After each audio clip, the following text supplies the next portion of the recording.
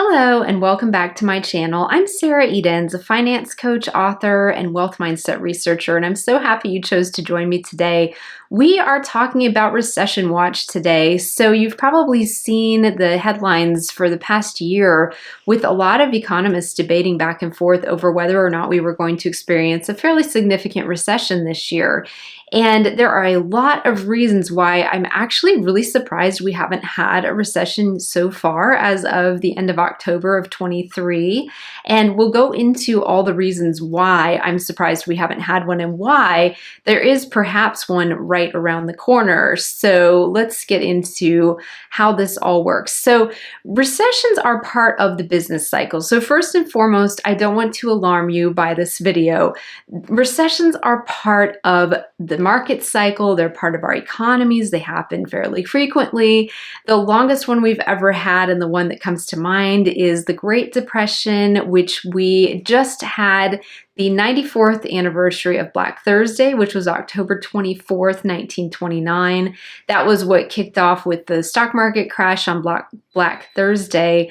That kicked off the greatest recession and economic downturn in history. So that actually lasted 12 years, from 1929 to 1941. So that's the worst one that we've had. Historically, the rest of them have lasted about 11 to 12 months. So typically, since then, we haven't had that kind of a very long, very protracted recession. So when we're talking Recession Watch today, I do not want to alarm you. It's something that I feel like is very similar when economic forecasters try to forecast a recession, exactly when it's going to happen, how bad it's going to be.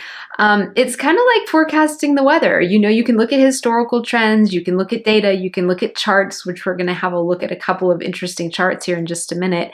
But you can look at all of this information and still be wrong, because the weather and the market cycles are just something that, unless you have a crystal ball, you have no idea exactly when something's going to occur, but you have a fairly good idea based on historical data and looking kind of at the big picture of how this is all going to be. So kind of like a severe weather watch, this is my recession watch.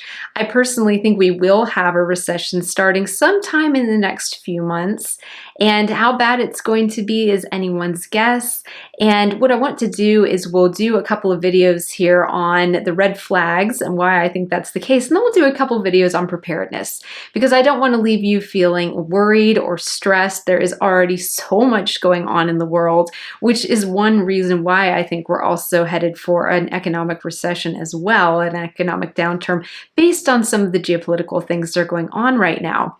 But I don't want you to be worried or alarmed. So we will talk about how to prepare yourself and your finances and your mindset for a recession, because they do happen fairly frequently. And so they are something that you will definitely experience more of throughout your adult life. And so the more prepared you are, the more resilient you are in the face of these downturns, the less you have to worry about the headlines when they're screaming recession looming, things like that. You don't have to worry, because you can have the peace of mind to say, I already watched Sarah's videos. I understand how recessions work.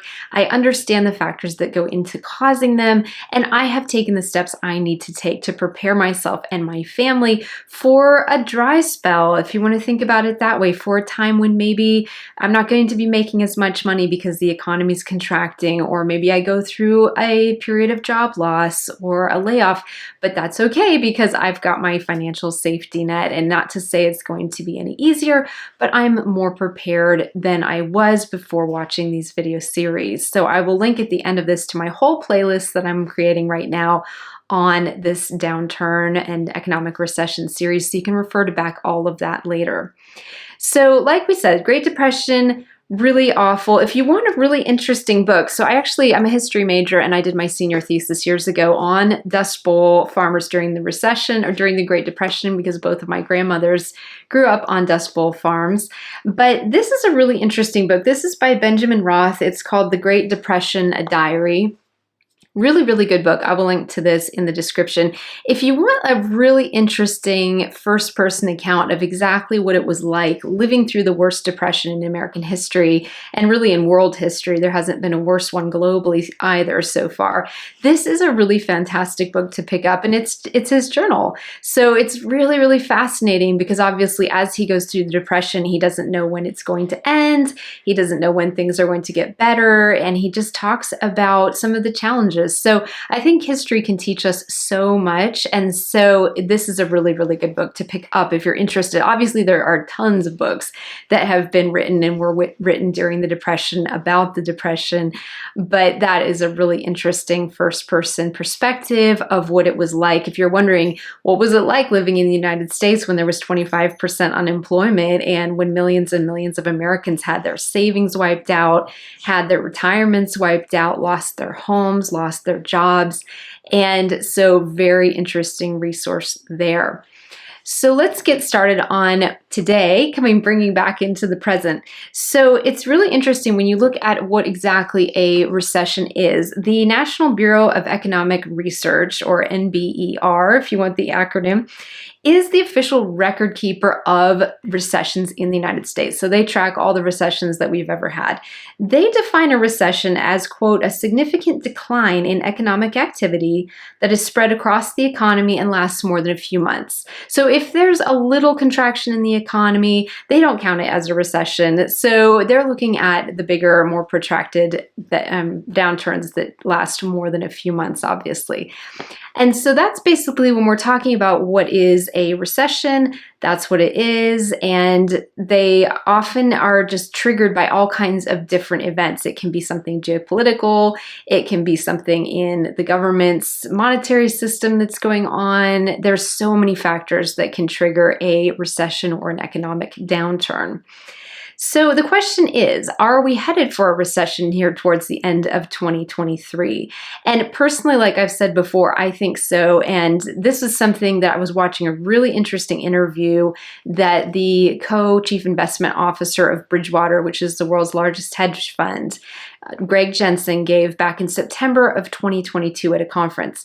Now, hedge fund managers are really interesting because they are really interested in helping their clients have their money where they're going to still be making a profit no matter if the markets are up or down. And so they do a ton of research on markets. They do a ton of research on the economy and on geopolitical events. And they sort of try to put this picture together of what are the odds of things going badly this year? What are the things that are maybe going to go well? And then they can help with a lot of other factors. Obviously, they can help shape their client portfolios in a way that their clients are still making good income off their investments, no matter what's going on in the world. So the hedge fund people, I feel like, are the ones I turn to. And if anybody had a crystal ball, it would be Bridgewater. They have so many years of a great track record of just calling the shots on these recessions. So this was from September of last year. And Greg actually forecast an upcoming recession this year, basically sometime this fall. And he predicted that, quote, the magnitude of it is likely to be large and difficult. And I was just rewatching this interview. It was very interesting. I will link to that in the description as well, and you can watch that for yourself on YouTube.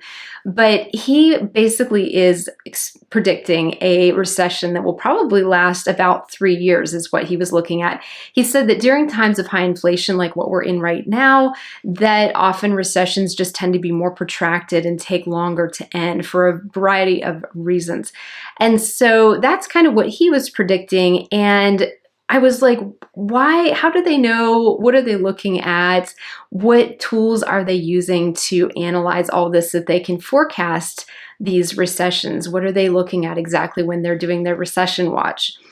And so the really interesting things, and we're going to talk about two red flags and two kind of barometers of economic health, if you will, to see if a storm is coming. One is called the yield curve, and another one is gross domestic product, either growth or decline.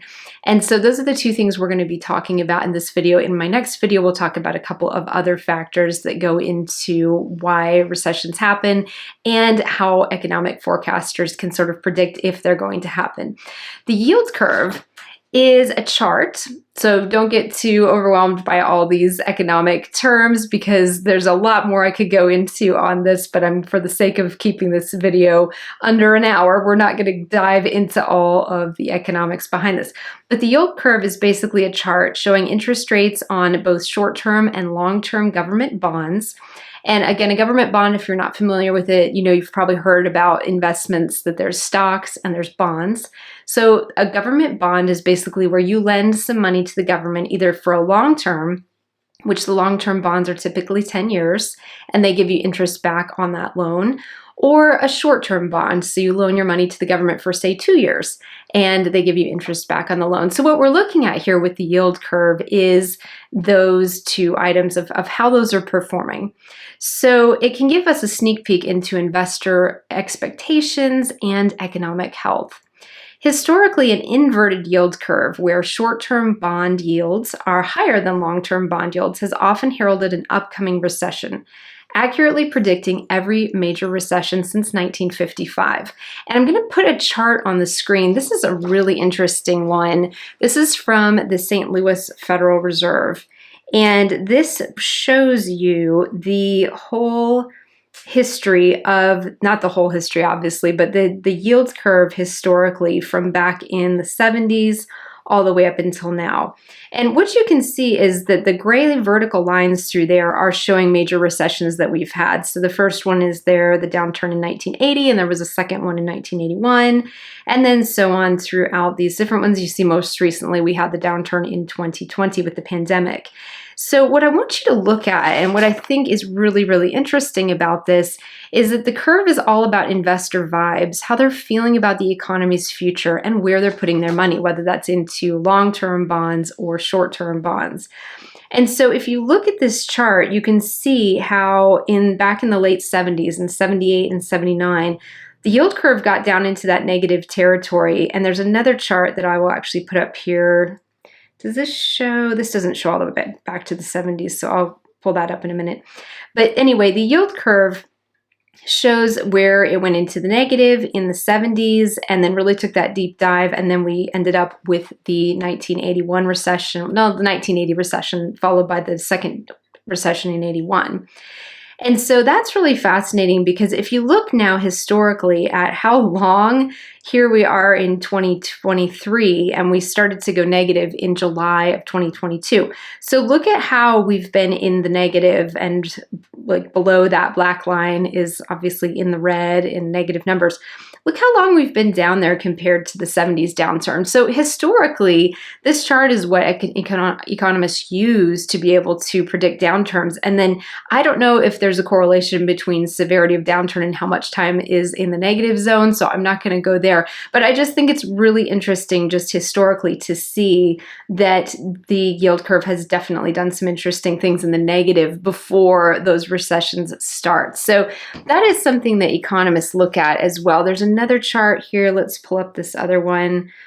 So this is from Advisor Perspectives, and this shows, again, this demonstrates, this is just from 1990 on, but you can see where they've got it circled here, where every time the yield curve went down into the negative, we ended up with a recession pretty shortly thereafter. So that's what I'm looking at when I'm looking at, are we going to have a recession here in the last quarter of 2023? I'm thinking yes, just solely based on the yield curve. Who knows how bad it's going to be? I'm not going to go walking into that territory of trying to have a crystal ball with this. But historically, if it continues to follow this yield curve trend of we get down in the negative for a while, and then there is a rally, but then we start to have a recession behind that and an economic contraction, then that's going to be very interesting to see if that's the case this fall going into Christmas. So basically, like we said with the yield curve, when investors are optimistic, that curve is going to slope up, indicating higher returns for longer commitments. But when jitters hit and short-term bonds start paying more, that curve inverts. So it goes back down, flashing a warning sign of potential economic turbulence ahead. So it's a really good indicator when we're talking about our recession watch of, are we looking at a recession in the future? That is something that's really interesting to look at. Advisor Perspectives had an interesting perspective on this as well. They said, quote, typically the spread goes negative for a period and then out of the red prior to recessions, like we saw on the St. Louis Federal Reserve charts, and is thus considered a reliable leading indicator for recessions. The lead time for recessions is quite a range. After going negative, recessions have begun anywhere from 16 to 62 weeks later. So really interesting, right? So we've been down in the red for a while. We're at week 68 right now as I'm filming this in the end of October. We also can see a false positive in 1998 where the spread went negative for a short period, and then for the 2009 recession, the spread went negative a couple of different times before rising.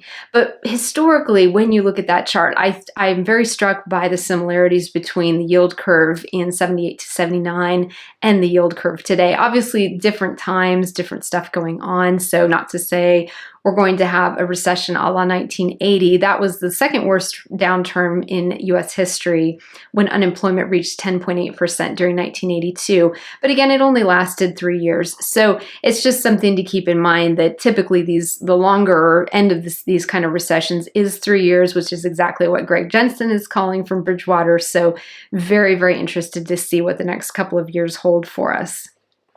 So personally, I think that given this historical yield curve data, we really could be seeing a recession any day now, despite a lot of analysts looking at this and looking at other factors and saying, well, GDP hasn't slowed down, although we'll get the new GDP numbers here in another week. So now I'm really interested to see what those are looking like. But we'll get to GDP here in just a second. But basically looking at all of these different things and how the yield curve spent so much time down in 78 and 79 down in the red before coming back up, but then we ended up with that recession. So just a really interesting chart. I had never actually come across this before. And so if there's any economists out there who are watching this and you want to add or elaborate to this in the comments, please feel free to continue to educate all of us on how this works. There's a lot that goes into it. But at the end of the day, the yield curve is a chart, and when it's spending a lot of time in the negative and then starts to rally, historically that's when we've started to see these recessions. They actually call that little rally at the end. I'll put the chart back up so you can see it. They call that little rally at the end after it's been down in the negative for a while, or at least on a downturn. They call it a bear steepening. I think that's my new favorite word that I learned this week. It's called a bear steepening when it's been down and then the curve starts to uninvert. So if you love charts and graphs and all of this economics stuff, this is just a really interesting term. And I will link to a bunch of things in the description as well if you want to learn more about how all of this works. But I'm one of these people that I really believe that the more prepared we are and the more informed we are, the less stressful these events are when they occur. So rather than feeling like we're constantly reacting to the headlines or reacting to scary financial news or the markets being down or so forth, we can just educate ourselves, inform ourselves, get prepared.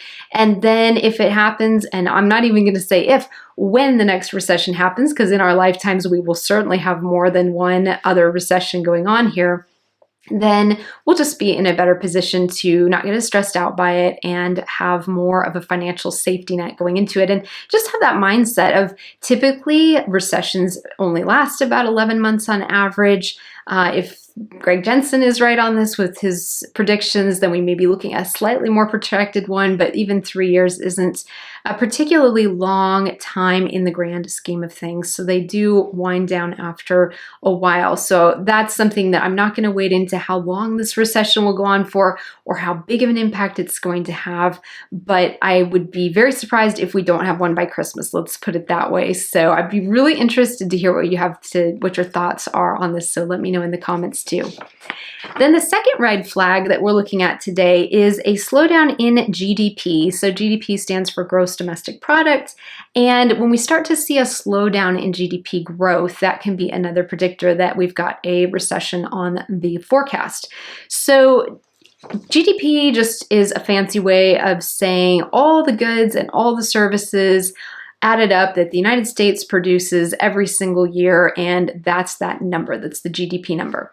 And so lately, and I'll put a chart on the screen here, and let me pull this up so I can look at this myself and go walk through this with you. if I can find it. Here we go. So this is the annualized gross domestic product chart for the last couple of years. So you can see in 2020, it was obviously down because we were going through the pandemic. In 2021, we had this big GDP rebound. 5.8% is the highest that GDP has been for any year since 1984. So, and then the last couple of years, it's been a lot more modest. So it's been 1.9% in 2022. And then in the last 2 quarters, it's been 2.1% and 2.2%. So that just basically is showing that economic growth in the United States and economic output has remained pretty stable over the last year. So that was something that when I was going back and watching Greg Jensen's interview with Bridgewater, that is not something he was forecasting. He didn't think that GDP would stay this stable for this long. So I imagine they're probably kind of, watching this as well, wondering what's going to happen. And they may have updated their predictions. So it's just really interesting to see that you can continue to have this economic growth that we are having that's been very, very stable. So based on that indicator, we don't have a lot to be concerned about. That can be a red flag when we start to see those GDP numbers decline and come down, that we may be headed for a recession. But that's something else that economists watch. Will be interested to see what that third quarter of GDP looks like here coming out in October. So some economists view these stable growth numbers as an indicator of going into what's called a growth recession. You've probably heard people talk about this. So that's a growth recession, is just where the economy is overall less productive, but it doesn't have a huge hit on the jobs market. So you might have less economic growth overall, but not having a lot of layoffs, not having a lot of people really feel it. So that's something that would be really best case scenario. That's not something that Greg Jensen is forecasting. So I'm just curious to continue to look into this, and we'll get into a couple of other red flags next week that may help explain why his outlook is so dire on that and why he thinks it's going to be a fairly large protracted recession. But based on current GDP growth, we're just not seeing much of a slowdown right now, like I said. So that's something that the Federal Reserve was really aiming for, and they were calling it a soft landing as they were raising interest rates to be able to bring inflation down. So inflation has continued to come down. It's down to 3.7% as of the time that I'm shooting this video. And the Federal Reserve's target is 2% inflation, so we may continue to see high interest rates for a while. But this whole scenario is really, really interestingly similar, I think, to the 1978, 1979 period. They had very high inflation numbers back then. So in 78, inflation was 7.59% for the year. And then in 79, it was 11.35% average for the year. So they had much higher inflation in 78 and 79 than we do. And so the Federal Reserve at the same time was starting to raise interest rates very, very steeply, where they were 13, 14, 15% or more, to try to bring that inflation down. And if you're interested in an account of how that went, this is a new book that was released by Paul Volcker. He was chairman of the Federal Reserve in the late 70s and early 80s. And this book is called Keeping at It, The Quest for Sound Money and Good Government. So really interesting book here that came out just in the last couple of years, where he's reflecting on that whole process and his perspective on finances. So if you're interested in that, I'll link to that in the description as well. So that's it for today. We've got the yield curve that we're watching. We've got the October GDP report that's coming out. That's going to be our third quarter report for how the economy is doing here in the United States. And I'm really interested to see what that looks like. If that comes out by the time I am publishing this video and putting it live, I will definitely put some information in about that as well. And that's where we are right now. So let me know in the comments what you think based on everything we've talked through today.